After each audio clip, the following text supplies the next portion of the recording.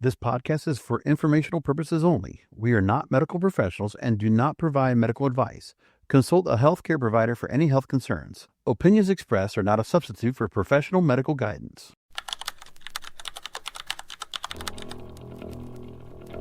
Welcome to the Optimize We podcast. I'm your host, Lindsay O'Neill, and I'm super excited to kick off this series of interviews and biohacking truths without the BS with you.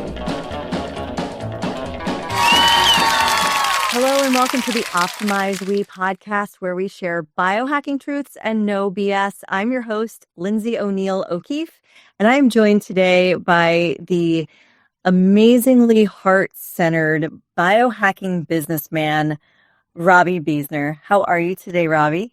I'm great, Lindsay. Thank you. Thank you for having us on and giving us an opportunity to share a little wisdom with your community. And I love the fact that you use the word wisdom, because I've been teaching this concept to my kids a lot lately, that wisdom is the combination of three things. It's the combination of experience, it's the combination of knowledge, but it's also the combination of time. And these young kids these days, these young whippersnappers, think that they can just AI themselves into wisdom, and that's just not the case. I've gone through my own health journey, and I know you have a personal story of how you got into this wacky world of biohacking through your daughter's story. So do you mind sharing just a little bit of your background? I've always been, health-minded pretty much most of my life, and took more of a naturopathic, homeopathic approach to just living and lifestyle choices as a family. So that's sort of a small little sort of backdrop of the tapestry. Then we have children, and my oldest daughter, or my oldest child, my daughter, when she was in her early teens, probably between 12 and 15, was diagnosed with chronic Lyme disease. And that was about 27 years ago. What did that look like for her? She exhibited signs of like cognitive challenges, body pain that moved around, what I defined as high levels of toxicity and inflammation. It was interesting timing in her life, and also interesting timing in terms of the research on Lyme disease and the availability of, professional protocols and approaches. There was a big divide. There was me and the way we lived, which was sort of a natural approach to living. And then there was the allopathic MD approach, which was the most data-driven protocols available at that time in Lyme disease. So dating back 25 years ago, we didn't have virtual medicine. The top dog in Lyme disease, probably still considered that, was a doctor named Dr. Joseph Birascano, who was located on East Hampton, Long Island. We were living in South Florida. And so every 6 weeks, my wife and I would take turns in traveling up to New York, going out to Long Island, visiting with Dr. Joe, tweaking the protocol. And then, because again, it wasn't a virtual environment, then we had a corresponding MD in Florida that took the orders, the doctor in New York. We had a pain doctor. It's very common because Lyme disease mimics many other diseases that you have a psychiatrist, because some of those doctors don't even believe that, and I don't know if it's true now, but didn't even believe that chronic Lyme existed. So it's always like, well, you're symptomatic, or you claim that you're symptomatic. Your blood work doesn't really express that, because there weren't very many advanced Western blot like they have now, and different kinds of tests for Lyme disease. So oftentimes there were, I guess, false negatives, right? I always wonder, do you think it's important to have a diagnosis? You mentioned something about high levels of toxicity and inflammation. Yeah. I am of the belief that that's the root cause of all evil in our. Well, I'm with you on that. Yeah. And I love that you just said that, because basically I don't put a lot of weight on any diagnosis. Right. The diagnosis is only as good as the questions that the practitioner is asking. And because of time restraints, there's no money in medicine for many of these doctors anymore. They just want to, check some boxes, give you a diagnosis, and send you on your way, because there's an expectation on the patient or the family side that you're going to this, recommended or referred doctor, and you're going to leave with understanding what you have, and then having some kind of protocol that hopefully gets to the root of what's going on and gets you back on your health, gives you back your health and gets you back on your journey. Well, most doctors, the diagnosis is the diagnosis of the symptoms. It's not the diagnosis of the cause of the root problem. And I think that's where I found the biggest divide and where I've developed the most of my wisdom throughout the course of my career and my life is experiencing that pain, going to those allopathic doctors, and they say, okay, here's your diagnosis, here's your solution, a pill for every ill, a shot for every issue, and good luck with managing your symptoms. But at the root, I'm a mess. I'm a disaster. So did you find the same thing happened with your daughter? Pretty much. And I also became, like, just on the bio research side, what happened for me was that when she got diagnosed, which was also kind of I need to just kind of put this part out to you and your community, because now there are a lot more Lyme literate or people aware of Lyme disease. So it's kind of on the radar, sort of. Back then it wasn't. And so what happened for my daughter was she was experiencing abdominal pain from endometriosis. And she had a procedure done, a surgical procedure done, that the surgical center suggested that from their experience and their history, almost 99% of the women that have this procedure recover and they're not in any pain within a month or so. 3 months go by and she's still in a lot of abdominal pain. So when we dug a little deeper and kept on going, knocking on the door of the hospital and clinic and said, okay, this is what you told us, but we're not experiencing that. What's going on? They said to us that 100% of the women that don't recover all have Lyme disease. We weren't even thinking. Lyme wasn't even on the radar. We were living in Florida. Lyme geocentric. Lyme is Connecticut, New Jersey, New York, the tri-state area. So, we just didn't understand. We didn't even think about it potentially being Lyme disease. Well, anyway. Isn't that interesting? You use surgery as a diagnostic tool to come up with the diagnoses of Lyme disease. Yeah. I've heard that happen other times before, where it's sort of like, well, if you try these 3 things and you get nauseous from it, then it means that you're iron deficient, these supplements or something. Yeah. It's awful that she had to go through a surgery in order to come out with a diagnosis, but it's great that you ended up figuring out something that may have actually taken you decades longer to figure out. It may have wreaked more havoc. And it also kicked you into becoming a researcher in an area that, what were you doing before your daughter got sick? We were in healthcare, but we were mostly on the processing. We built a company, kind of a small industry around the movement when Clinton and Gore Clinton was president. They dismantled the hospitalization program as it existed before. And they took the amount of money that the government or insurance companies would pay for hospitalization, and rather than spending it over a 7-day period, they spread it over a 72-day period. And so they created all these titrating para programs, and we became experts at understanding that process, creating vertical and horizontal networks for clinics. Melody, my co-founder and partner, was probably one of the top medical billing encoders in the country at that time. We created a software that was able to recruit single mothers. Those were our workers. So during the day, they were taking care of their families. At night, they were processing super bills from clinics and hospitals that were our clients.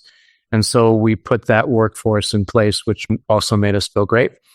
And then we were able to get the clinics paid and the hospitals paid from all the entitlement companies, insurance companies, for their claims. And that was sort of a foothold we were always healthcare minded. And I had opportunity to go to graduate school at Case Western Medical. So I didn't complete my allopathic track, but I got enough under my belt. It didn't use those words then, Lindsay, but it didn't quite resonate with me. And I know I crushed my parents when I told them that I'm taking a leave from medical school, because in my son, the doctor, was an important thing to them, that generation. And my sisters and I were the first generation that went to actually college and graduate schools, so that was very important to them from their orientation. But back to the story. So it's still important these days, if, you're meeting people out and they have that MD in front of their, the doctor or the MD at the end of their name, it is impressive in some ways. But I feel like you and I, who you never completed your MD, I have a certificate in culinary medicine through the Harvard School of Public Health, which is about as fancy as I got in my education. I feel like going through it, you learn more experiencing the pain, either for yourself or as a caregiver, than you do even in practice, reading a book or taking a test or, Yeah. Over the course of many years, I think you and I could probably have a PhD in pediatric urology at this point, No, I get it. dealing with my daughter. But I'm sure your parents are very proud of you for what you've accomplished. Yeah, they're not with us anymore, but yes, They're up there. yeah, they're still shining on me, and they talk to me every day. Basically, when we determined that she had Lyme, we sought the top guy on the allopathic side, and I thought, well, okay, I don't agree with that approach because it involved heavy medications and different cocktails of caustic antibiotics and so forth.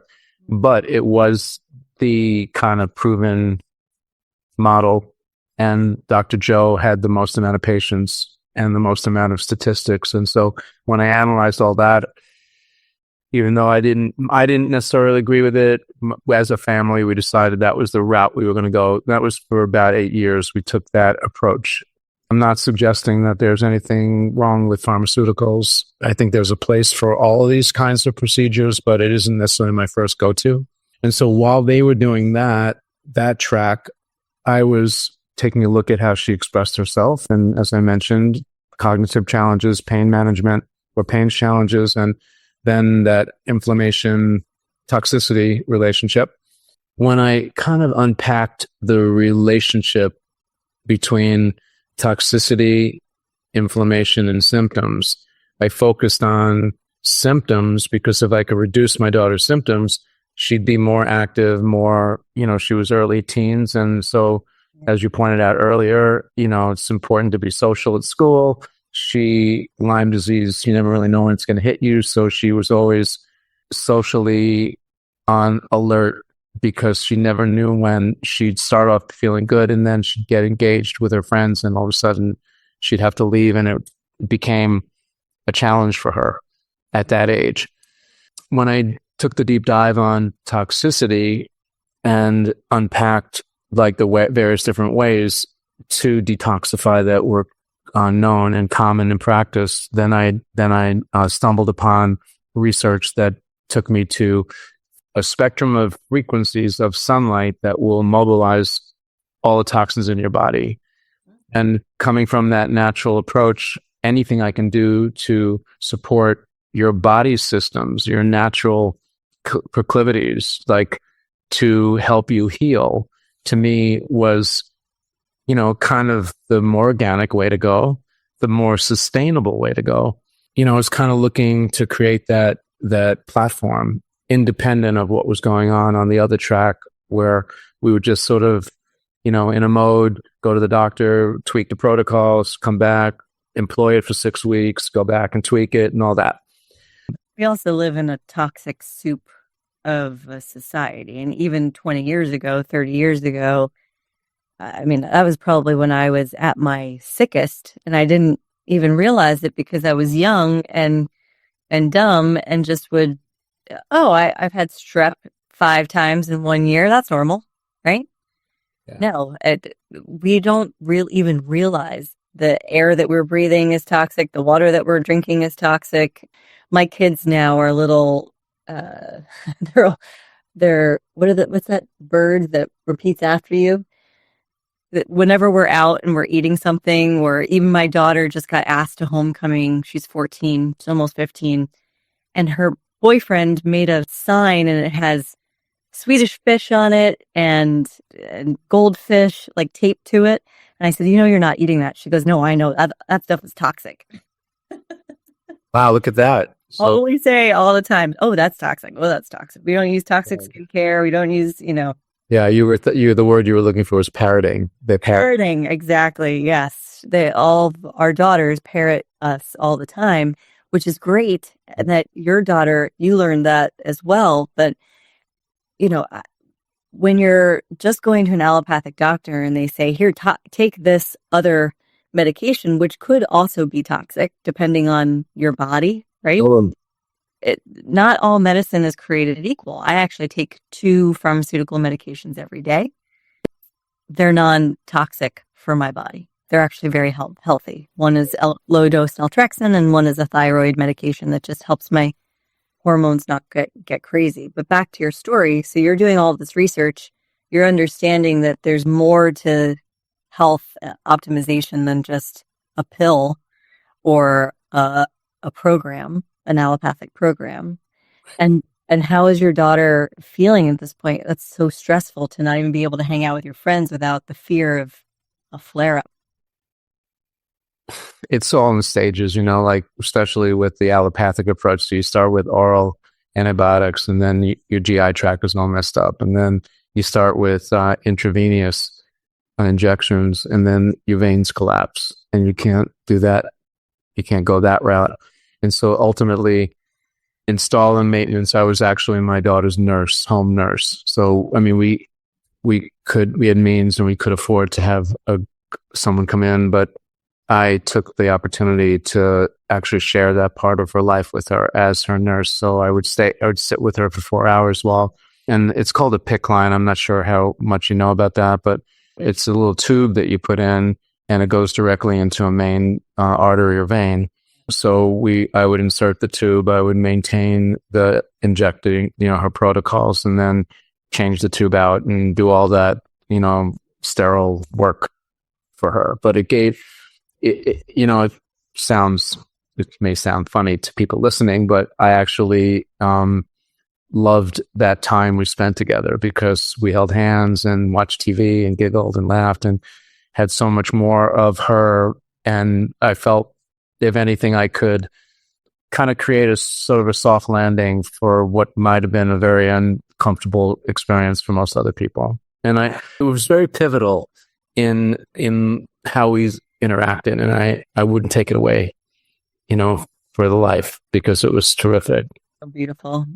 She's lucky to have you as a dad and a guide throughout all of this. My daughter went through something similar, and after she experienced her first biohacking technology, she came out of her 30-minute session in the Immortal Chamber and said to me, Mom, I realize this is an 8-year-old. I realize I'm not supposed to be the sick kid anymore. I'm supposed to be the healer, and that being sick has served me for long enough. Wow. Because she got extra time with me. We got to go out for ice cream. Yeah. When she was doing biofeedback every week, she got to get out of school early, and she decided when she was 8 years old that she no longer wanted to be the sick kid. And so that was really the pivotal point when she started to heal. And now it wasn't like a magic trick. It was a miracle. And we prayed very hard for a very long time, and our prayers felt answered at that point in time. But she'll tell you even now, she's 10, she's almost 11, and she's level 2 Reiki certified. Then it wasn't one thing that she's done. It wasn't just the PEMF, it wasn't the light therapy. And we got to get back to light therapy, because you mentioned something about frequencies, but it was really that emotional shift. It was that one thing. It was the emotional shift that was the biggest change for her, the biggest catalyst for change for her. Yeah. So let's go back to your daughter, because it's so cool that we have very similar experiences, but as parents working with our kids, and that we've learned so much from it. So you learned all about these light frequencies that help pull out toxins from your body. Tell me more about that. What is this, some sort of magic potion light frequency that you No, it's actually, another part of my deep studies is understanding ancient cultures and what worked for them in terms of healthcare on the globe, like history of the world, and having a very strong connection to the plant kingdom and the animal kingdom interact with nature. And then I overlay that with the modern world we live in and how incongruous, like how far apart. Yes, we have modern conveniences. We have mobile phones, wireless everything, electric everything these days. But how, if you overlay that on top of the way kind of nature intended us to be, it's that spread is getting wider and wider and wider.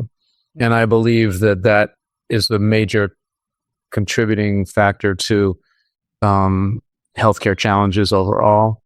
The body's inability to manage itself in a toxic world that we're living in these days.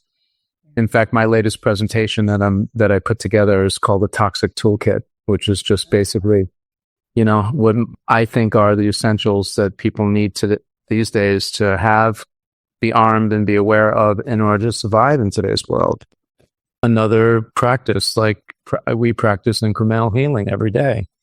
I'm not waiting until, I'm in my 70s or 80s, abuse my body all the way through that, with the foods and air and water and all that. We just pay attention to the things in nature.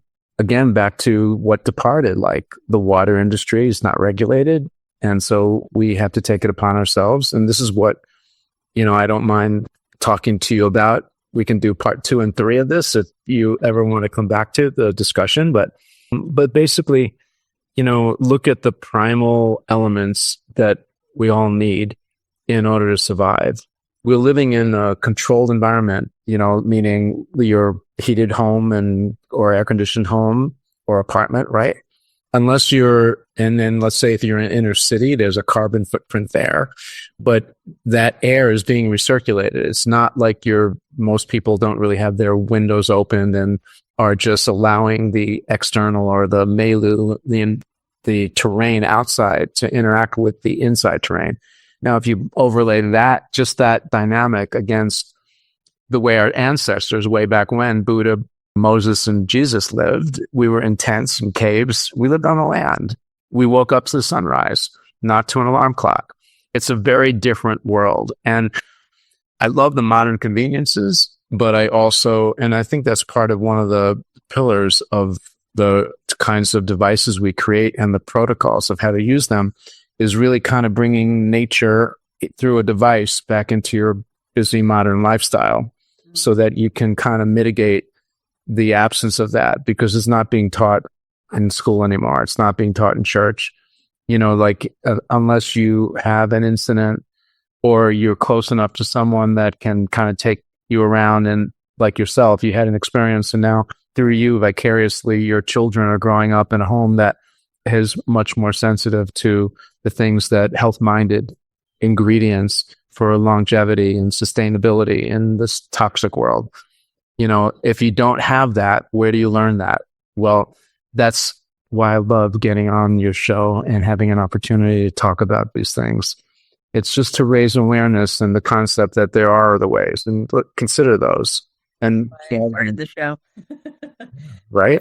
The whole reason, and that's why I bring people on like you, not just because I want you to parrot the same things that I've been saying, ad nauseum for years, but also because I think that you have such a different perspective because you've actually built the things. Yes. You've spent 25 years building the things. And it's really interesting to me that you look at ancient history and tools and different things that really haven't changed. Our core needs have not changed since the invention of humans, many, many years ago. So tell me about how Therasage has evolved. Like, what did you start with? Did you start with a a light frequency device, or what was your first product? We harness full spectrum infrared, which is invisible to your eye. And then we sort of perfected a way to, first we understood the science behind it. We identified the ranges of the frequencies that we were looking to capture. Then we had to build technology to harness that and then deliver it. And so we have basically two main delivery systems. One would be like a full body experience which would be the infrared sauna. So you're sitting in on a chair, basically bathing and immersed in these frequencies. The other format would be an on-body experience where you can take the same technology, but then you bring it to a very specific area, almost like a surgically, so you have a challenge with an organ, you want to rehab your liver, you just bring that technology right to that area. Or for pain management, you pull the muscle, or you have a joint that maybe has some arthritis or something going on. And so you can bring that technology right to where you need that extra love, we call it, It's really bringing nature, like it happens. Like what we did was we captured that segment of nature and we brought it into our devices. So now you can bring it into your home. Right. Now, and we do it in an affordable, portable way. So that's another thing. Having that experience of some months we spent $30,000 between travel, medical bills, medications, which, if you look at the GAO statistics, many Americans, more than half of the American population has gone bankrupt or have very short funds because of their medical bills or lack of coverage with their insurance plans and so forth, And so us having that experience. 56% of Americans in the 2020 census had some sort of bankruptcy or some sort of financial issue because of medical bills. And over the age of 65, I believe that most people, I don't actually remember the percentage amount, but most people over the age of 65 in the United States are actually spending more on their sick care. I'm going to call it healthcare, because there's nothing to do with health in this broken system in our country. But I think they spend over 80% of people over the age of 65 spend more money than they're actually making off of whether it's Social Security or a pension, or if they're still working. And so they're operating at a loss because they're so sick. And so it's great that your devices are not only effective in harnessing the power of the earth, but also affordable and portable. I don't even know how much money we spent trying to get our daughter well again. And, the main device that triggered her pivotal point is a $160,000 device. Now, not everybody on the planet can afford that, nor can they access that. Like it costs about $300 or $350 just for a session in the Immortal Chamber. It really disturbed me that a lot of practitioners, I don't want to generalize, but I'll say that the medical community has become comfortable in taking advantage of the disadvantaged people by charging way too much for devices, for medications, for a whole bunch of stuff like that. Because if you just take back pain, if you've got a chronic back pain, you'll pay anything to get out of pain. Yeah.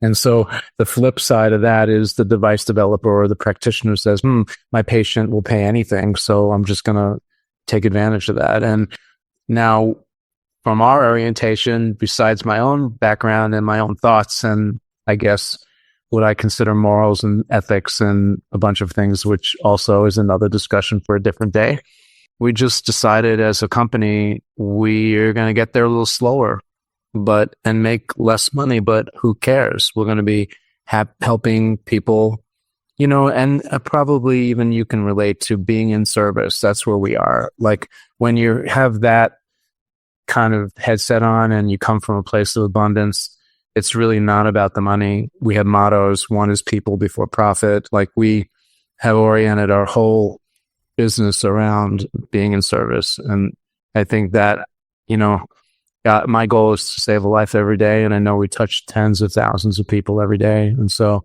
it's a really great place. And there's no money that you can ever pay for that feeling that you get when you put a smile on someone that's sick. About 8 or 9 years ago, I kind of had a concept of, I got you in my sauna now for half hour, let's say, for the average treatment plan. What other interventions, what other biohacks, what other things can we stack into that experience so that you come out after that half an hour in that busy lifestyle? What other hacks can we stack into that experience so that you actually can create a more synergistic and a greater outcome than just one device or one protocol by itself? And so we created a whole host of sort of ancillary protocols and devices that feed into that sauna experience, like ozone therapy or essential oils, bringing that in. So we made a diffuser that is amazing, that you can dispense organic essential oils, which are medicines, through your skin or through your nose, breathe them in and get them into your bloodstream and care for yourself. Reflexology. There's another SOE, which is a new technology that we're now introducing that you're going to hear about because we've got a great campaign going with that one. What's an SOE? Singlet oxygen energy, and it happens in the rainforest. And so we've created a device that will recreate the purest air on the planet. Is it a filter? Is it a little device? Is it? The laboratory ones are quite clunky. Yeah. What we actually refined and developed was one that is a little bit larger than a hard drive, backup, and you can throw it in your backpack. It's portable. There's also a professional unit for clinics that's a little bit more powerful, and what's another unit that you would just put on your child's night table, and it basically, rather than using a cannula or a breathing boom to bring that specialized air directly into your body, it just fills the whole room with the air. So so many derivations. It's kind of a new track we're on. We also have about maybe 4 years ago, the research is about 6 years now, but we introduced around 3.5 to 4 years ago the Thera vibrational division of our company. And there we researched for about 2.5 to 3 years and cataloged all the frequencies that happen in nature, almost like a cocktail of frequencies that you can put together to create a result, So if you're looking, like, let's say, to reduce pain, what frequencies can we assemble? Figured out a way to record those frequencies, just like you record a video and audio, and imprint them onto a hologram patch or a carbon fiber format. And so we have the Thera Vibe division, which I think is almost like new medicine, Lindsay, in the future, rather than, right now. And really it came to me in a dream. I travel with an extra suitcase just with my supplements because the food sources these days are, even organic foods, the soils are so depleted now that you could buy the same. In fact, my friend Nathan Bryan, Dr. Bryan, he did a study, went around the country and he studied like 10 different whole foods, took 8 ounces of broccoli, measured the nutritional value, and it varied like that much, Yeah. So now when I travel, rather than a big suitcase, I travel with a little PandaFlex. But okay, let's go back. So we started with light, which is what healed your daughter, right? The light frequencies that you can't see, but you can feel, because in a sauna, obviously you're sweating. Yes. It is pulling out all of the toxins out of your body. Yeah. Sauna, heat, and those frequencies, I think it was like a 770 or something like that, the detox frequency for infrared. Well, there's a full spectrum is from 600 all the way to 14,000 nanometers. Oh, wow. So we actually mimic nature in the sense that we've captured the frequencies just the way the sun delivers it to the planet, as opposed to the red light frequencies, which are a little bit more refined, or the near infrared, which again is a little bit more defined. We took a more holistic approach, similar to mimicking nature, You have to forgive me. I'm still kind of new to this industry, and I've heard a lot of crazy stuff, but I want to know exactly how it works, please. Okay. So are you open to think that maybe there's a possibility that everything in nature has a frequency related to it? Yes. Okay. And so if you could define what those frequencies were, as we have done, and then we catalog them, Then now, Defining them, you're measuring them somehow. yeah, we measure Right. them. There's actually equipment, and like this isn't a new. I mean, I'm a disciple of like a guy named Royal Rife, who actually did the initial work on the catalog. He lived in the days of Einstein and Albert Schweitzer and all those guys. So Tesla and Einstein kind of got together. Einstein did a study on understanding. It was in the 40s, understanding the effect of sun's thermals on the planet. Came out with a broad statement that there would be no life on the planet absent the infrared spectrum. That really excited me. Royal Rife took that and said, okay. So he's saying that there's a frequency of sunlight that affects nature and the health of animals and plants on the planet. I'm going to dedicate my entire life to understanding what those frequencies are. And so he actually started that movement. Now, this is, 60, 70 years ago.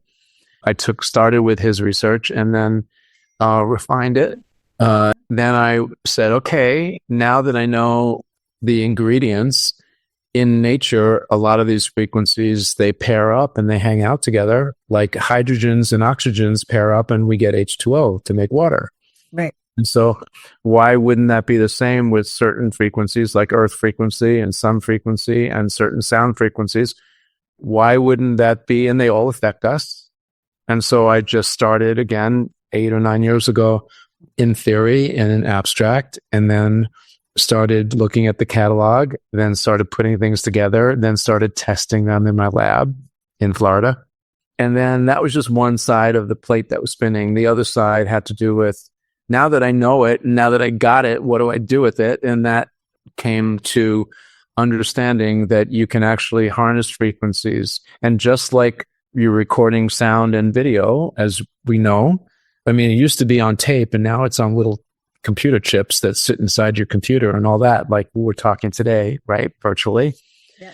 There's actually devices out there that can record these frequencies. Okay, so now I got a recorder. And so I've got the frequencies I want and I got the recorder that I want, but I have to record them onto something. And so the third was to create a platform to actually record these frequencies onto.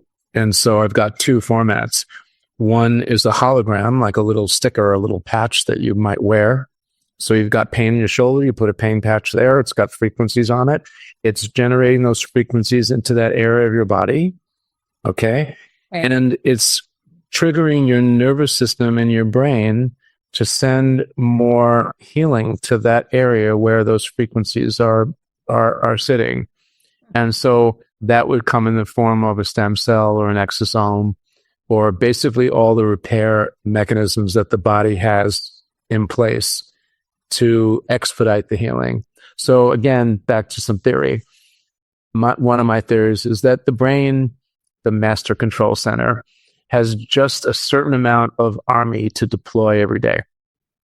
And it analyzes and triages where to send the soldiers. What are the battles that are most important to fight?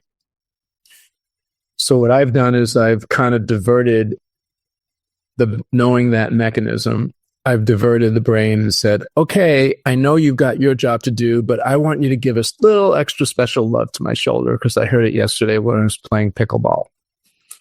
And so by placing that pain patch there, it lowers the pain threshold. And then we have a patch that is for recovery. So I'll combine pain reduction with expedited recovery. And what we're noticing is that it's much easier to enjoy your life when you're not in pain. So that part works. And then what would normally take the body a little longer to heal, now I'm shortening that time by 20, 30%, 40%. So it's able to allow you to still operate, live pain-free in this instance or example, and heal a little bit faster than you might normally. And so that is what I would think is kind of the newer medicine. It might be a little bit woo-woo for the people listening in today. I'm usually 4 or 5 years ahead of myself here, or the head of the main. I've lived that in my 25 years of device development. There were many things that we developed years ago that we're just bringing to market now because the world is a little bit more open It's all about timing. Everything in life is about timing. I actually started an online professional network for women in 2005, before the Me Too movement, before Facebook, before LinkedIn really got kicked off. So I was too early. It didn't take off the same way that those big companies did, but it is all about timing, but it is all about truth and not BS. Now there is a lot of truth to placebo effect, right? Like I saw this one brand that was very forthcoming about the placebo effect and its impact on reducing pain. It was a little brown pill made with brown rice, and it had 50 milligrams of fiber. I think it was being marketed as an intention pill. Oh, You say your intention, you take your pill, you get 50 milligrams of fiber, which is great from the brown rice, but then you also get whatever that intention was for the day. And people saw an incredible shift. And so even if you didn't just walk me through exactly how you harnessed the frequencies and how you imprinted them onto the device, and even if you didn't do any sort of placebo control, blind, double blind study, there is something to be said about the mind's ability to eliminate pain. And so if you're just telling me, I put this patch on my shoulder, and because you told me all of the research that went into it and all of the years that you spent developing it and how you actually did it, now my mind is probably going to say, okay, well, even if it does a third of what Robbie said it's going to do, I'm probably going to feel some pretty significant relief from this. Yeah. Well, what you just described is so essential to healing. And we touched on it briefly a little earlier when I talked about limiting beliefs. So it's the same thing. Like, if you don't believe it's going to work, it will not work. Even if there's a whole bunch of double-blind studies and all that other stuff that's going on, even a little bit deeper, when you lose in clinics, in hospital, when you lose that will to live, which is such an important component. What I experienced, I'm personalizing this with my daughter, over her lifetime, she had seen probably 30 different doctors. Wow. And each doctor says the same thing. Try this protocol. It's different than the one before. Like, it's going to take 6 to 8 weeks, maybe 12 weeks for you to see some kind of result. And so most of them really worked. Yeah. In as a subset. So she'd go into remission, feel better.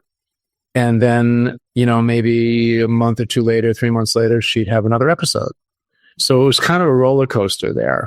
So now, if I drew a line through that roller coaster, right, and over 10 or 15 years, biologically and physically, she hadn't changed at all. Right. But emotionally, every time she relapsed, she made a new low. And it got to the point where I had to sit down with her and debate, and because I would be researching the heck out of new doctors and actually, it's kind of interesting. I haven't really said this formally, but part of the core reasons why we started Therasage was for me to develop devices to help my daughter help herself. It wasn't really about Lyme disease. It was about her, getting this kind of equipment or this technology and mastering it.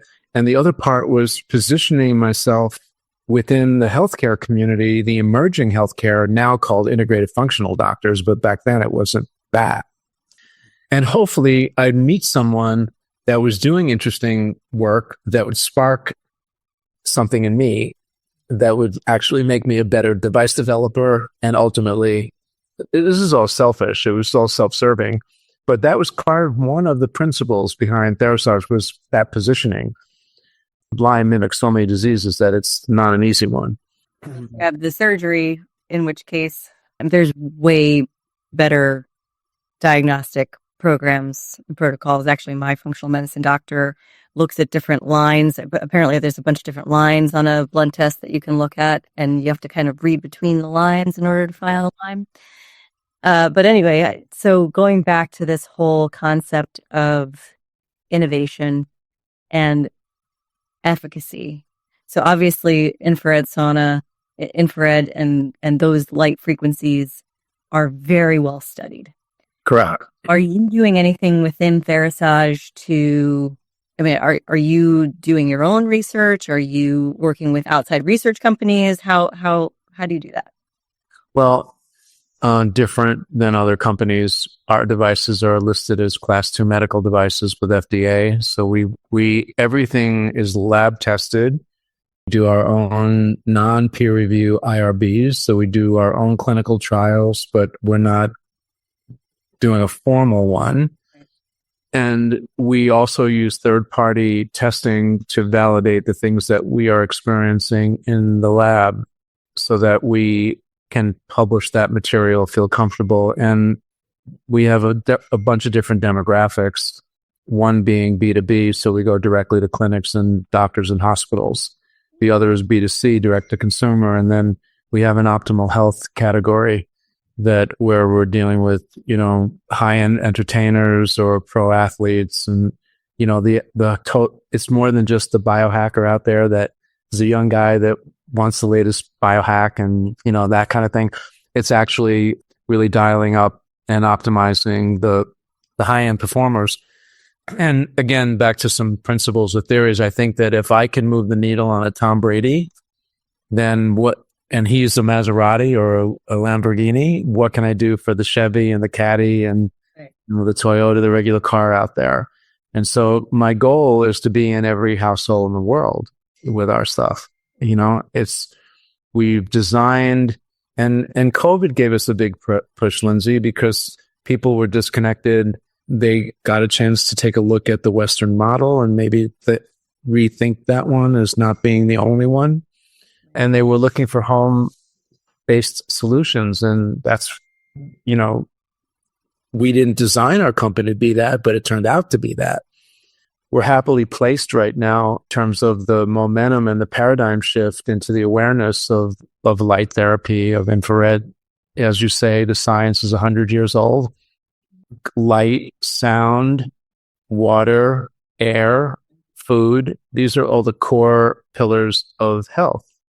And once you start checking those boxes and take inventory, I think that teaching that, creating that healthy home, teaching those principles to your children, living those principles yourself to model, that your kids will model or parrot off of.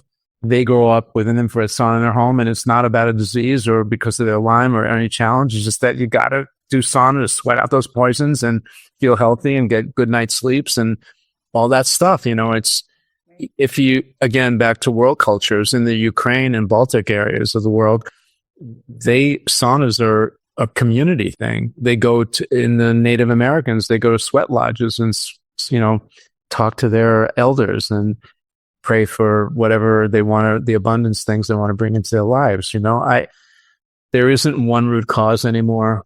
That the world's a little bit complicated there, and the body's a little complicated. So to look for the one thing is, I think, limiting, understanding, creating a primal healing platform, a really good foundation for healing. I think the body breaks down on a cellular level and heals on a cellular level.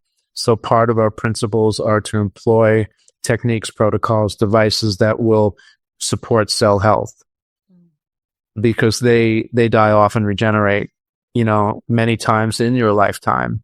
And even if you're not feeling well, but you can create a healthy platform for the new cells that are being born, then eventually the old ones, the disease will start to die off. Everybody's going to stack the hack exactly how you just said, by the way, just by looking at you. they're all gonna sign up. Where do I sign on the dotted line to look like Robbie Besner when I'm 72 years old? But it's not just about looking like that. It's not just about feeling good either. The main point that I took away from what you just said is that disconnect that we've all been experiencing because of technology, because of COVID. All of our kids walk around like this. We do it too. We take our phones into the shower with us now. We wake up to our phone ringing, charging right next to our head. And we wonder why we are all discombobulated and our health is failing. Yeah. It's because the technology and the ability to communicate without actually being in someone's energy field has completely disconnected us. So I love the fact that you brought in this ancient wisdom. I love that you are constantly innovating. You are not slowing down at all. You are piling on the clinical efficacy.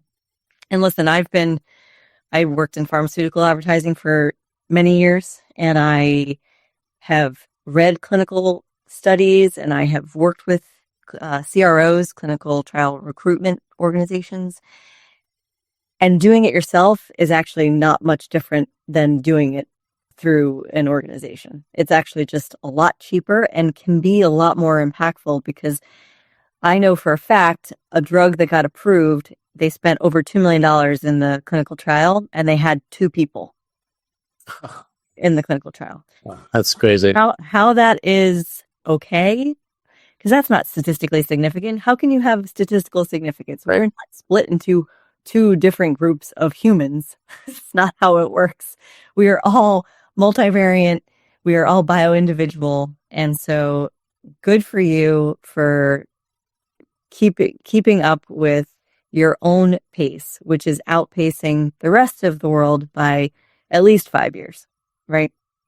Well, it's all good. Everything in the right time, right, Lindsay? Yeah, exactly. The whole Theravibe thing, if I really brought it on and delved deep into it 5 years ago, when we really were, kind of like really, it was so excited about it. And this is the hardest thing for me, because in the lab, every day is the day before Christmas for me.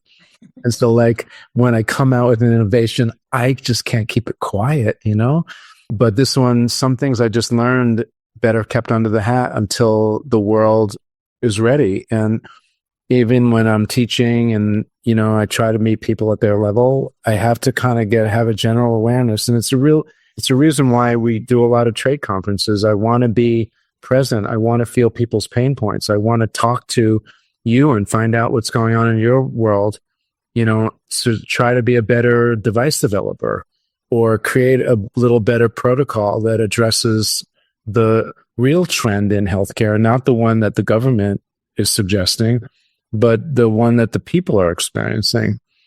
But to stay connected too, not just to yourself. Yeah. As an innovator, you have to stay connected to the pulse of what people need, and then fine tune based off of, and stay agile. Yeah. This world is changing at a rapid pace. Sure. So as an innovator, as a scientist, as a creator, as an inventor, as a dad and a husband, you have to constantly have your finger on the pulse of what's going on. So I'm really grateful for all of this conversation, and we definitely need to have more of these types of conversations, but specifically with you, we need to have like part 2, part 3, part 4.